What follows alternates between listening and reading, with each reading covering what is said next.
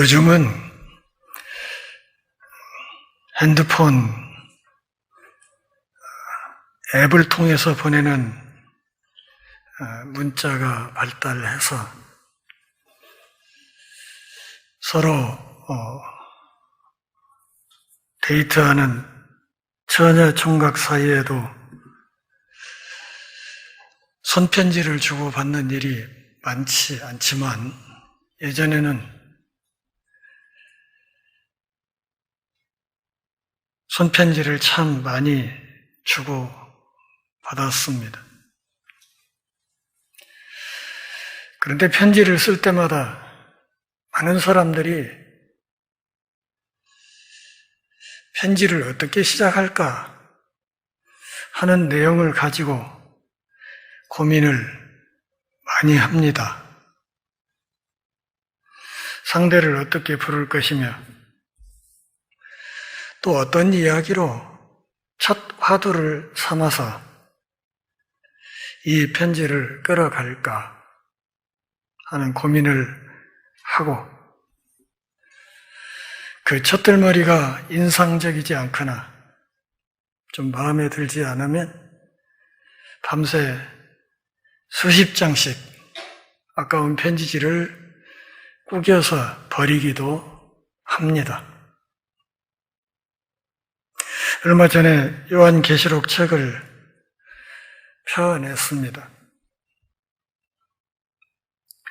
1088페이지나 되는 책이니까 분량이 작지는 않은데 이 책을 쓸 때도 마찬가지로 제일 고민을 많이 했던 대목이 책의 서문이었습니다. 무슨 이야기로 시작을 할까? 또 어떻게 말을 끌어가야 독자들이 본문 속으로 자연스럽게 들어갈 수 있을까? 이것을 끊임없이 고민했습니다. 그리고 맨 마지막까지 수정하고 교정하는 과정에서도 다른 본문보다 한두 번 더 살피게 된 곳이 사실은 서문입니다. 마태복음 1장 1절부터 17절까지 있는 이 말씀은 마태복음 전체의 서문이자 또한 신약성경 전체의 서문이기도 합니다. 마태가 이 복음서를 기록하기 시작할 때 고민이 없었을 것이라고 생각하지 않습니다. 어쩌면 오늘날 책을 쓰는 사람들과 마찬가지로 똑같은 깊은 고민과 기도 끝에 이 1절부터 17절까지 말씀을 기록했을 것이라고 생각합니다. 이 서문에는 마태복음 전체를 어떻게 끌어갈 것인가 하는 지필 방향이 담겨 있기도 하고 신약성경 맨 앞쪽에 있는 구약 39권 내용을 감안하고 거기에 어떻게 신약을 연결해 갈 것인지 하는 나름의 고민도 있었을 것이라고 생각합니다. 그런데 어떻게 보면 마태복음 전체에서 우리들이 가장 대충 보았던 본문이 바로 오늘 이 본문이 아닐까 하는 생각도 합니다.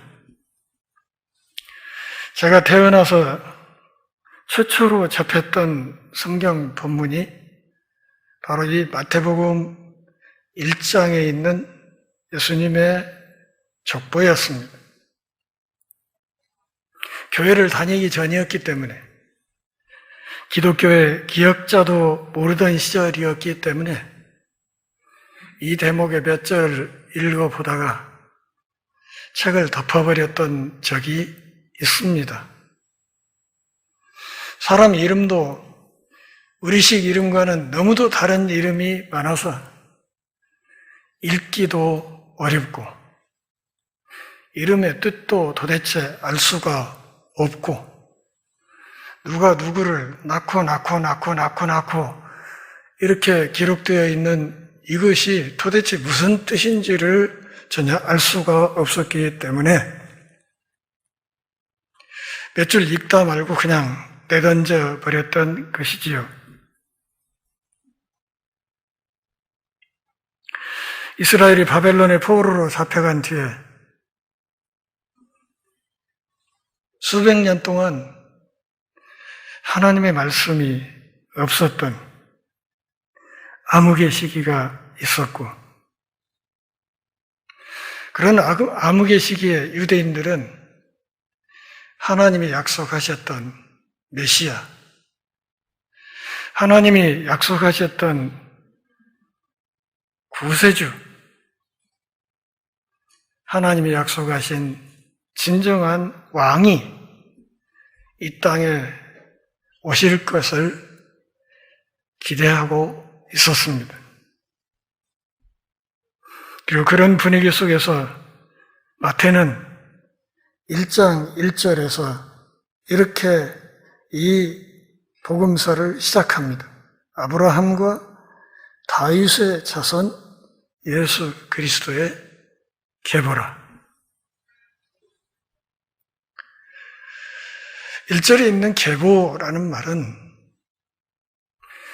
성경 번역자들에 따라서 여러 가지로 번역을 하지만 최근 신약신학자들의 연구 결과 이 말은 역사로 번역하는 것이 가장 좋겠다고 합니다.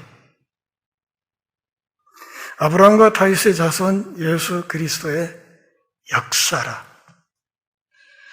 그리고 시작하는 것이 누가 누구를 낳고 이런 족보를 쭉 서술해 나가고 마지막 17절에서는 모든 대수가 아브라함부터 다윗까지 14대, 다윗부터 바벨론으로 사로잡혀 갈 때까지 14대, 바벨론으로부터 사로잡혀 간 후부터 그리스도까지 14대, 이렇게 이 족보의 전체적인 윤곽을 정리하면서 이 말씀을 끝내고 있습니다. 마태는 이 복음서의 첫 시작 부분에서 예수 그리스도의 역사를 서술하고 있습니다. 그러니까 마태복음 맨 앞에 있는 이 말씀들은, 이 족보는 결국은 아브라함이 등장하는 창세기부터 마지막 말라기까지 구약 성경 39권의 요약본인 셈입니다.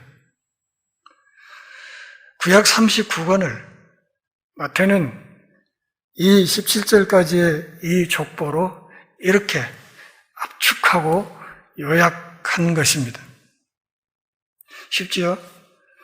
구약 39권을 이렇게 몇 절로 요약된 것을 읽을 수 있다는 것이 어떻게 보면 참 신기하기도 합니다. 여기 있는 이름 하나하나를 살피고 정리하는 것이 사실은 좋겠으나 우리가 그것을 다 하려면 상당히 많은 시간이 필요할 것이기 때문에 본문 전체를 정리해서 몇 가지 사실을 확인하는 것으로 말씀을 마치려 합니다. 첫째, 예수 그리스도의 족보를 다루고 있는 이 말씀에서 우리가 확인할 수 있는 것은 하나님이 신실하시다 하는 것입니다. 하나님은 한 번 하신 약속은 그것을 끝까지 지키시고 스스로의 능력으로 성취시키는 분이시다. 이것을 이 말씀에서 확인할 수 있습니다. 요즘 대통령 선거를 앞두고 각 당의 예비 후보들이 나서서 이러저러한 공약을 많이 발표합니다. 그러나 그동안 우리가 여러 번 속아왔듯이 이 공약이라는 것이 그야말로 빌공짜 약속, 때로는 나한테 표를 주지 않으면 가만 안 두겠다는 협박이 담긴 두려울 공짜 공약이기도 합니다. 화장실 가기 전과 다녀온 뒤에 태도가 다르다 하는 것처럼 당선되기 전에는 땅바닥에 엎드려서 유권자들에게 절을 하다가도 일단 소기의 목적을 달성하고 나면 목에 잔뜩 힘이 들어가서 그 수많은 약속들을 재임 기간 동안 거의 손도 대지 않고 그냥 날려버리는 이런 일들이 많은 세상에서 세상만 그렇습니까? 교회 안에서도 내가 세례받을 때,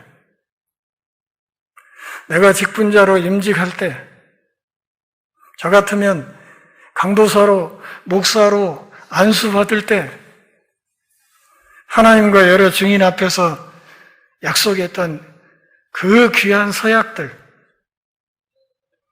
그 약속들을 잘 지키지 않는 세상입니다. 나나 없이 약속을 잘 지키지 않고 그 약속을 아주 쉽게 짓밟아 버리기 때문에 약속을 지키는 것이 오히려 더 신기하게 여겨지는 세상에서 그 백성에게 한 번 주셨던 약속을 수백 년, 수천 년이 지난 뒤에도 그것을 기어이 성취시키는, 그리고 그 약속을 지켜가시는 그 하나님의 모습이 이 족보 안에 담겨 있다, 그런 말입니다. 그러기에 우리가 믿는 하나님은 신실하신 것이고 그 신실하신 하나님이 우리에게 주신 구원의 약속도 마찬가지로 영원토록 흔들림이 없는 것이다, 이렇게 말할 수 있습니다. 하나님께서 우리에게 신실하셨다는 사실을 마태는 1절에서부터 분명하게 강조합니다. 예수 그리스도의 역사를 요약하겠는데, 이 예수 그리스도가 누구시냐? 그분은 아브라함의 자손이고 다윗의 자손이다. 그렇다면 우리는 창세기로 돌아가서 하나님이 아브라함과 어떤 관계를 맺으셨는지를 확인해 봐야 할 것입니다. 하나님은 갈대아 우르에서 아브라함을 불러내시고 그의 걸음을 지도하셔서 약속의 땅으로 이끄시고 그와 언약을 맺으시면서 아브라함을 데리고 밤에 밖에 나가서 그로 하여금 하늘의 별을 보라 했습니다. 별이 몇 개냐? 10개도 더 되는데요. 그것뿐이냐? 셀 수 없습니다. 그래, 너의 후손을 내가 셀 수 없도록 해주겠다, 이렇게 약속하셨습니다. 다윗에게는 나단 선지자를 통해서 약속하시기를 너의 후손을 통해 메시아가 올 것이라고, 너의 후손 가운데 인류의 구세주가 올 것이라고 그렇게 약속하셨습니다.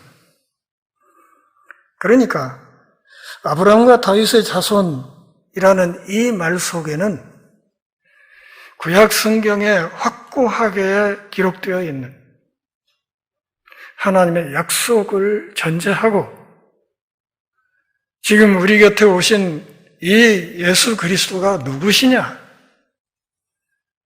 그분이 도대체 어떻게 우리 곁에 온 것이냐 하는 것을 이야기하면서 그 약속에, 그 언약에 신실하신 하나님을 우리에게 말하고 있는 것입니다. 그분이 신실하셔서 그 약속 그대로 이 시기에 우리에게 육체로 오신 하나님을 보내주셨다 하는 이야기를 하고 있는 것입니다. 다시 말하면 예수 그리스도는 구약에 있는 수많은 언약의 결정적인 성취이시다. 이것을 우리에게 강조한 것입니다. 우리는 하나님을 아버지라고, 아빠라고 부르고 살아갑니다. 우리가 하나님을 아버지라, 아빠라, 창세기 1장의 표현을 빌면 우리 안에 하나님의 형상이 있다 이렇게 말할 때는 우리 안에 하나님의 DNA가 있다 그런 말일 것입니다. 우리 안에 하나님의 DNA가 있다 하는 이 말은 우리가 하나님을 닮은 사람들이다. 그리고 그분과 닮았기 때문에 세상 사람들이 우리를 하나님의 자녀라고 한다는 사실을 전제한 것입니다. 하나님 앞에서 우리가 얼마나 신실한 삶을 살고 있는지, 또 우리의 이웃 앞에, 또 함께 신앙생활하는 동역자들 앞에 우리가 얼마나 신실한 사람으로 서 있는지, 언젠가 했던 약속, 언젠가 하나님 앞에 다짐했던 약속, 언젠가 하나님 앞에 기도 중에 다짐했던 그 수많은 약속들을 얼마나 세밀하게 기억하면서 살아가고 있는지 이것을 되돌아볼 것을 오늘 본문이 우리에게 요청하고 있습니다. 하나님이 어떤 분이시냐? 아무리 오랜 세월이 흘러도, 아무리 수많은 세대가 이 땅에 왔다가 사라지고 또 그 후손이 이 땅에 왔다 사라지고 하는 역사의 흐름이 아무리 길게 흘러간다 할지라도 우리 하나님은 한 번 하신 약속은 반드시 지키시고 반드시 이루시는 분이시라 하는 것을 오늘 본문이 우리에게 가르쳐주고 있는 것입니다. 언약에 신실하신 하나님, 그 하나님을 아버지로 받들고 그분의 자녀가 되어 살아가는 오늘 우리가 하나님의 DNA를 제대로 발현하지 못함으로써 오늘날 교회밖에 믿지 않는 사람들로부터 개독으로 욕을 먹고 있다는 사실을 알아야 합니다. 우리가 하는 모든 행동은 아버지의 명예와 관계가 있습니다. 길바닥에서 어떤 학생이 책가방을 들고 11시, 12시가 됐는데 학교에 가지 않고 길바닥에서 술 먹고 외객 토하면서 그러고 앉아 있으면 지나가는 사람들이 다 그렇게 이야기하죠. 저 네 집 새끼요? 저 네 집 자식이 누구 자식이요? 뭐 이렇게 해가지고 자식이 잘못함으로써 그냥 부모들은 앉아서 의문의 일패를 당하는 겁니다. 왜 어디 김씨네 둘째라는구만? 아이고, 자식 농사 떡지고 씨리 엿었네. 이래버리지 않습니까? 우리가 전주 열무교회 교인이기 때문에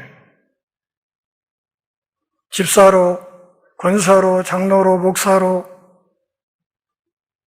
그리스도의 이름을 우리가 지니고 있기 때문에 우리가 하는 모든 말과 행실, 때로는 우리가 갖고 있는 생각의 방향까지도 세상 사람들 앞에 적나라하게 드러날 수밖에 없고, 바로 그 결과로 인해서 사람들은 우리를 비추어서 우리의 삶의 모습을 유추해서 우리가 믿는 하나님을 생각하게 된다, 그 말이죠.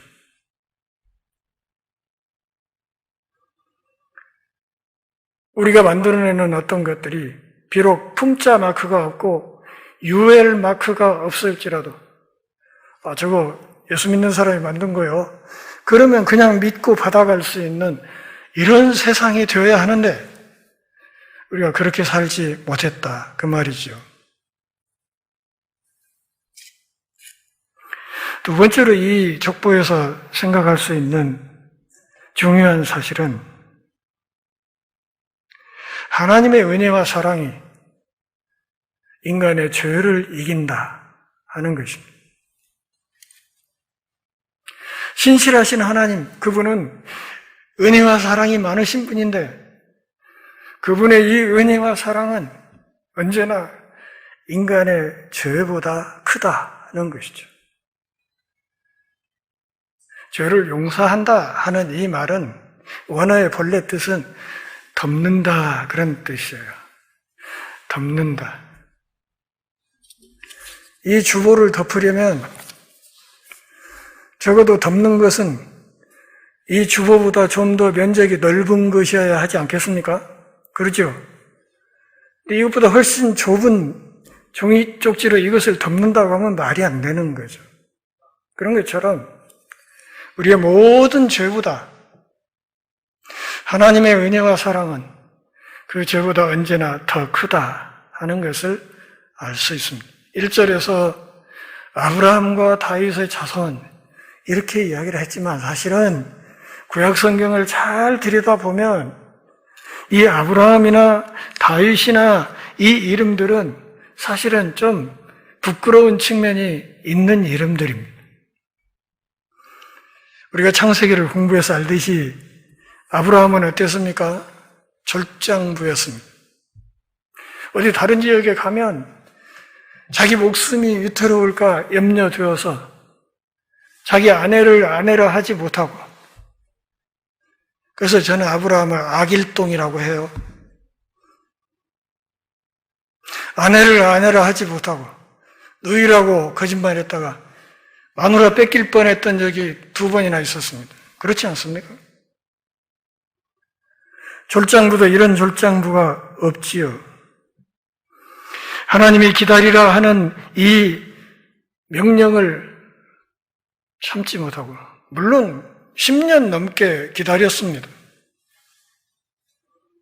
그렇지만 그 하나님의 약속이 10년이 넘어가자 제 멋대로 씨바지 여자를 들여서 이스마엘이라는 아들을 낳았던 사람이 아브라함이었습니다.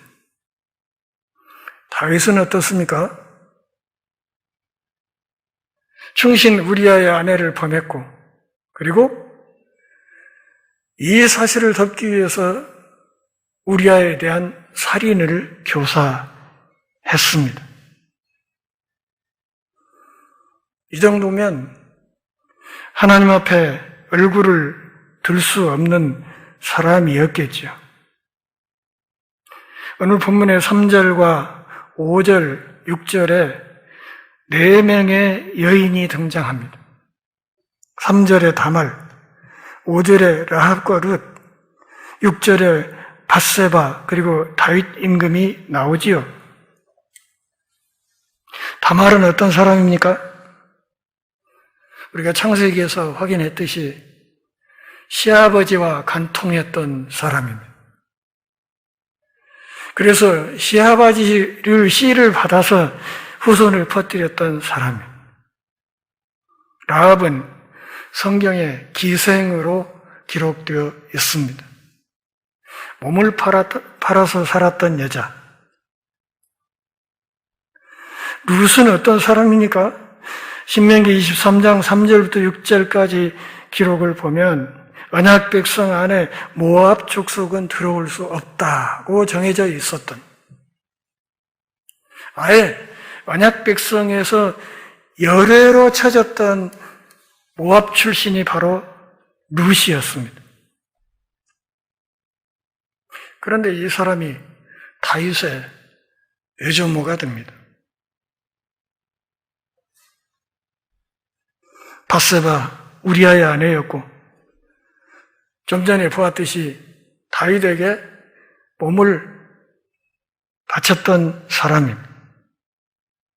그리고 이 다윗과의 사이에서 솔로몬이라는 임금이 나오게 됩니다. 이 여인들뿐만 아니라 여기 족보에 있는 수많은 사람들, 그 가운데는 정말 형편없는 사람들이 많았습니다.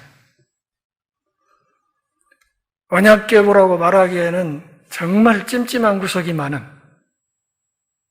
그런 형편없는 죄인들의 계보가 오늘 이 족보라고 말을 할 수 있습니다. 그런 인간의 죄된 혈통을 쭉 타고 마침내 인류의 메시아가 약속을 따라 오셨다 하는 사실을 오늘 본문이 명확하게 증거하고 있습니다. 무엇을 말하는가? 하나님의 은혜와 사랑이 인간의 죄를 덮는다. 하나님의 은혜와 사랑이 인간의 죄를 딛고 하나님의 약속을 성취시킨다 하는 것을 말하는 것이고, 이 메시아 예수를 통한 우리의 구원 자체가 바로 이와 같은 하나님의 은혜를 통해서 올 수 있다 하는 사실을 강조하는 것이 이 족보다 그런 말씀입니다. 21절에서 마태는 이렇게 말합니다. 아들을 낳을 것이다. 이름을 예수라 하라. 이는 그가 자기 백성을 그들의 죄에서 구원할 자이심이라. 이 예수라는 이 이름의 뜻 자체가 구세주라는 뜻을 담고 있다. 다시 말하면 인간의 죄를 덮는 사역을 이 아들로 오신 이 예수께서 감당하실 것이다. 이렇게 말하고 있습니다. 신실하신 하나님께서는 우리가 지은 죄의 모양과 형태가 어떠하든지 이 모든 죄를 넉넉히 해결할 수 있는 능력이 있다 하는 것을 이 족보가 보여주고 있는 것입니다. 그래서 이사야 선지자는 1장 18절에서 그렇게 말해요. 오라, 우리 변론하자. 우리 한번 따져보자. 우리 만나서 한번 말 따먹게 해보자. 그런 뜻이죠. 하나님이 우리를 부르며 와라. 나하고 말 따먹게 한번 하자. 너희 죄가 진홍 같고 주홍 같을지라도 흰 눈처럼 양털처럼 희게 될 것이다. 한번 따져보자.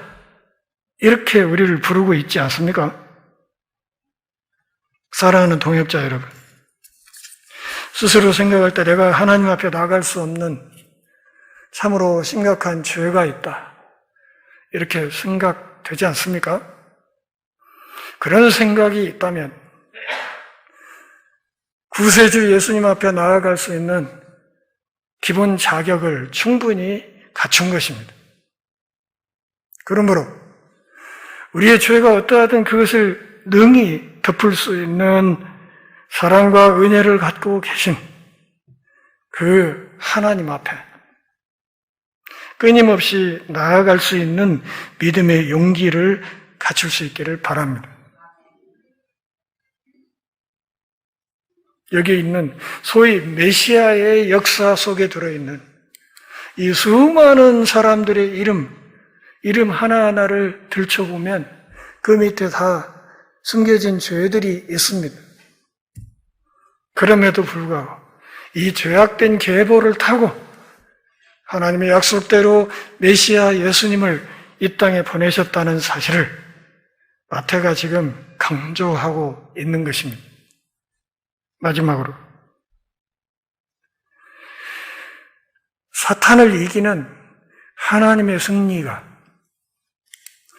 오늘 이 본문 속에 잘 요약되어 있습니다.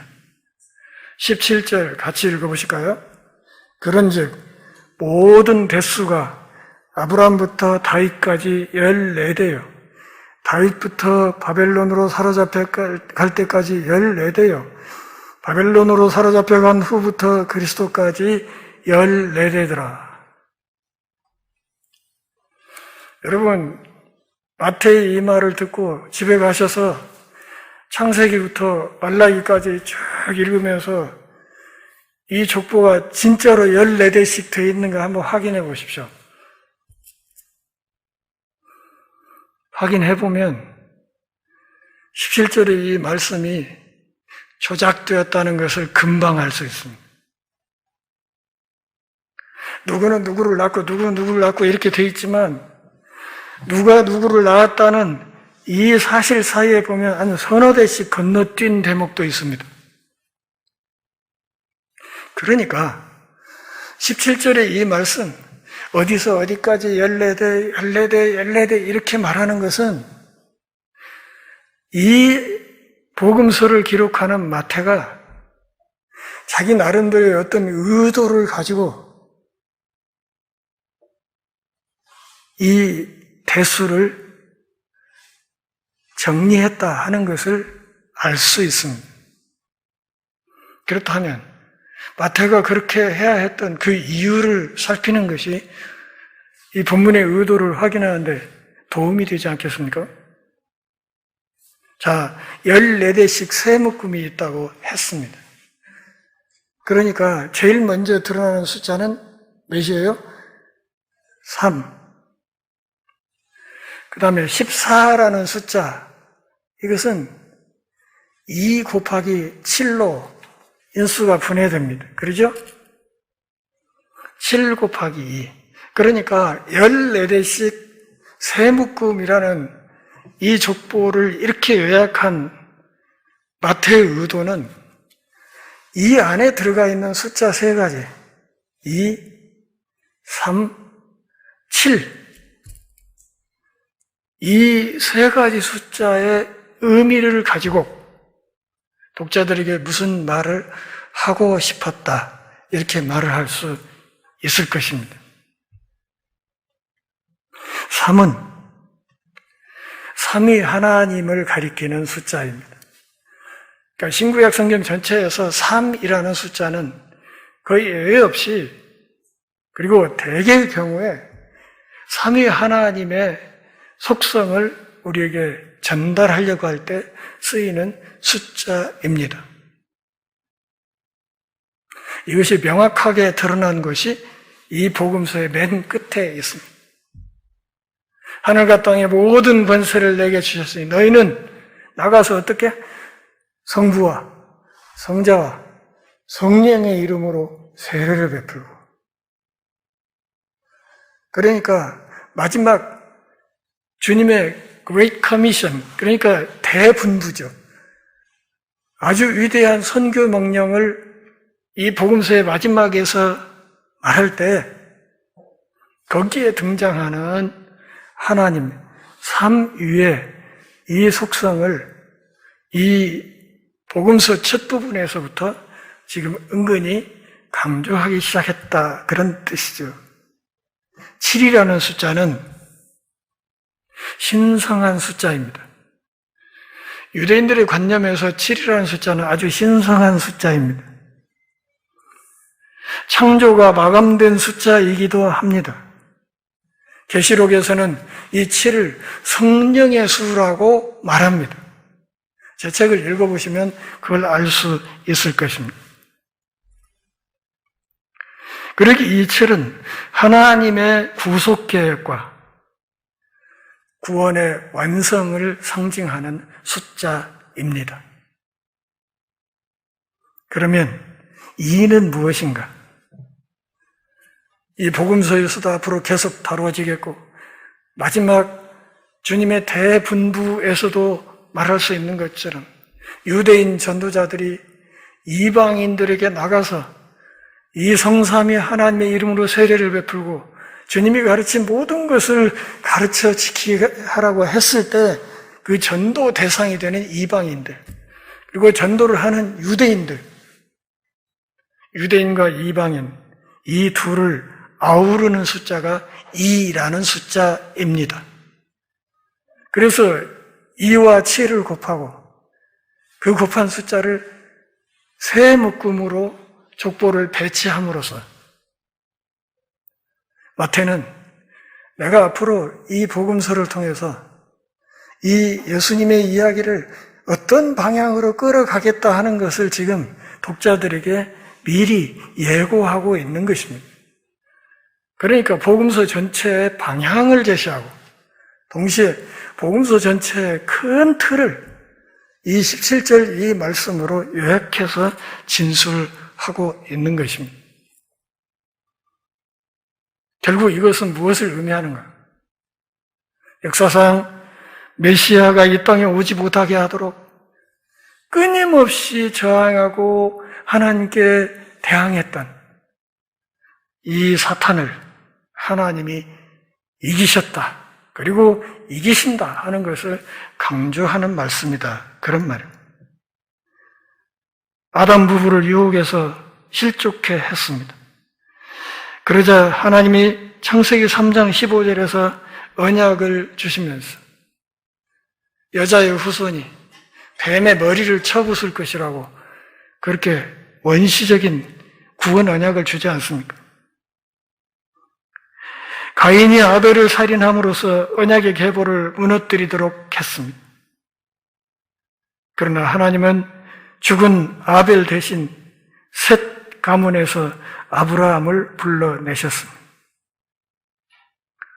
또 아브라함에게 언약의 후손이 아닌 시바지 사건을 통해서 첩을 얻도록 해서 이스마엘을 낳도록 했으나 하나님이 결국은 다 늙은 늙은이들에게 자식을 낳을 수 있는 은혜를 주셔서 언약의 후손인 이삭을 낳게 했습니다. 하만이 유대인들을 몰살시키려는 계획을 세웠을 때